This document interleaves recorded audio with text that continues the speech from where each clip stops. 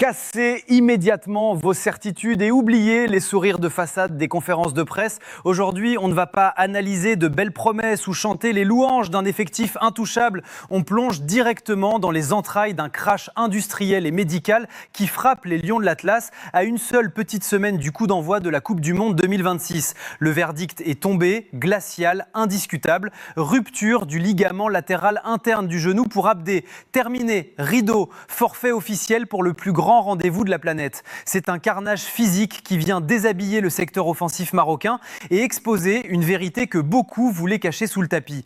Mais avant d'entrer dans la faille tactique béante que laisse ce drame, posons les pieds dans le plat avec une franchise absolue. La vérité médicale a parlé et elle vient gifler l'hystérie collective et la haine gratuite. Quand le diagnostic précoce est tombé, les donneurs de leçons et les experts du clavier ont hurlé à la calomnie, à l'insulte, allant jusqu'à inventer des théories mystiques de mauvais œil. C'est le niveau zéro de l'analyse, la caricature d'un public incapable de regarder le réel en face lorsque la vérité dérange et ne vient pas les caresser dans le sens du poil. Ces petits procureurs du dimanche qui s'excitent en commentaire sont les mêmes que vous ne verrez jamais venir débattre de football ou de sciences du sport avec de vrais arguments. La parenthèse est fermée, le terrain et la médecine ont tranché et le constat clinique est terrible. Le Maroc perd son arme de déstabilisation massive. C'est une détonation qui fragilise tout l'édifice à quelques jours de l'échéance ultime. Soyons totalement transparents, la famille. On a passé des mois à pointer du doigt les lacunes chroniques d'Abdé, sa maladresse légendaire dans le dernier geste et son manque cruel de finition. Les chiffres dans les tournois majeurs ne mentent pas et ils hurlent son inefficacité. 0 but et 0 passe décisive au Mondial 2022, le néant statistique à la CAN 2024 et une seule petite passe décisive à la CAN 2025 pour couronner le tout. En 4 ans et plus de 35 sélections, le bilan se résume à 2 pauvres réalisations, un gouffre abyssal quand on sait qu'il sort d'une saison monstrueuse à 15 ou 16 buts sous les couleurs du Betis Séville. Mais réduire ce joueur à ses lignes statistiques minimalistes est une erreur de début. Ce que le genou d'Abdé emporte avec lui à l'infirmerie, c'est le volume de jeu, la débauche d'énergie, le harcèlement défensif et les replis sacrificiels qui libéraient ses partenaires. Pas plus tard qu'hier, sur l'action qui amène la passe décisive pour Brahim Diaz, c'est encore lui qui va arracher le ballon dans les pieds adverses grâce à un pressing étouffant. Le Maroc perd son dynamiteur en chef sur le flanc gauche et le pire dans cette histoire, c'est que derrière lui, c'est le désert absolu. Je vous entends déjà arriver avec vos gros sabots en me parlant des solutions de rechange, en m'expliquant sur le papier que l'effectif regorge de cartouches prêtes à être tirées. C'est l'erreur classique des comptables du football. Regardons la réalité du tableau noir, celle qui ne ment pas et qui donne des sueurs froides à l'encadrement technique. Remplacer le dynamisme d'Abdé sur ce flanc gauche, ce n'est pas une simple permutation de noms sur une feuille de match, c'est une véritable guerre des tranchées tactique. Et qu'avons-nous en réserve pour pallier ce cataclysme ? Des profils soit carbonisés par l'infirmerie, soit totalement inadaptés aux exigences d'un mondial. Analysons d'abord la piste menant à Talbi, un joueur pétri de qualité, mais dont la trajectoire récente est un monument d'irrégularité chronique. Entre des passages répétés à l'infirmerie et un temps de jeu squelettique du côté de Sunderland, le joueur est en cruel manque de rythme. Le lancer dans l'arène de la plus grande compétition planétaire, alors qu'il n'a quasiment aucune certitude physique ni aucun repère récent en sélection, ce n'est plus un choix tactique, c'est un coup de poker ultra risqué. C'est le profil type de la fausse bonne idée qui explose en plein vol sous la pression de l'intensité internationale. Et c'est là que surgit la deuxième option, celle que les partisans du jeu direct réclament à corps et à cri. Raimi. Soyons totalement transparents les frères, Raimi est un joueur ô combien précieux, un guerrier capable de peser sur une défense, mais uniquement lorsqu'il est aligné dans l'axe, dans un rôle de numéro 9 pur ou de second attaquant de rupture.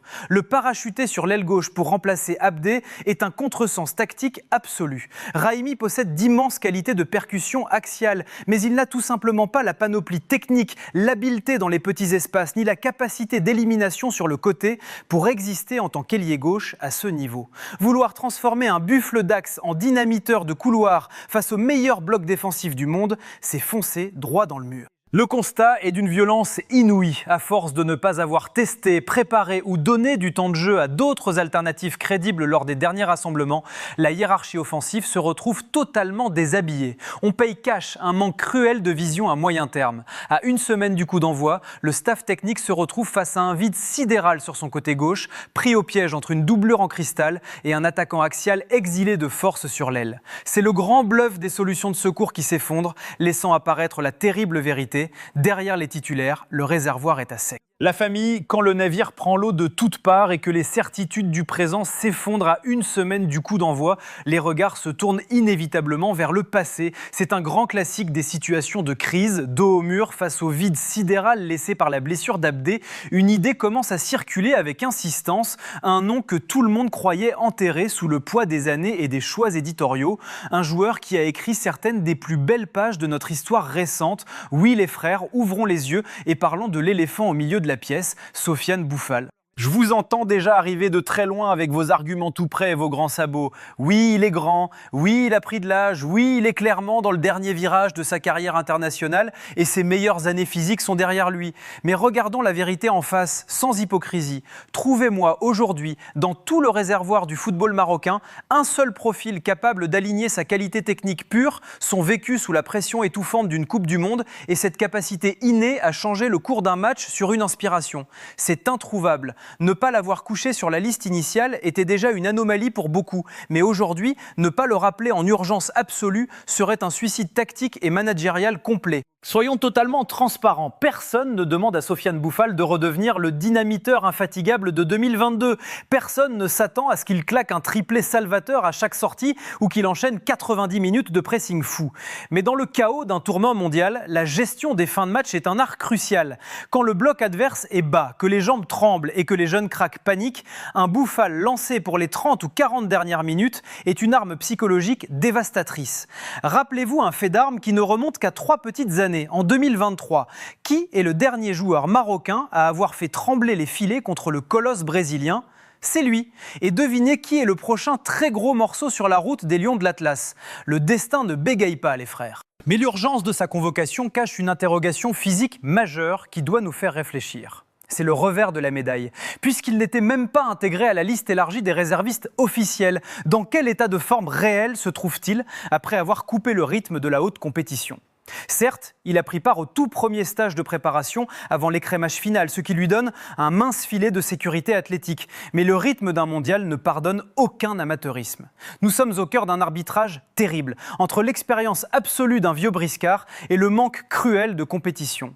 Le staff est face à un dilemme total, mais face au néant des autres solutions, Bouffal n'est plus une option nostalgique, c'est devenu une nécessité absolue pour ne pas couler. La famille, ouvrons les yeux sur le véritable nœud du problème. Quand une structure d'élite perd un rouage aussi spécifique qu'Abdé à 7 jours du coup d'envoi, la suite logique de l'organisation veut que l'on se tourne immédiatement vers la liste des réservistes officiels. C'est le protocole de la FIFA. Sur le papier, les noms sont cochés, les hommes sont à disposition, ils s'entraînent au quotidien avec le groupe et connaissent l'ambiance interne.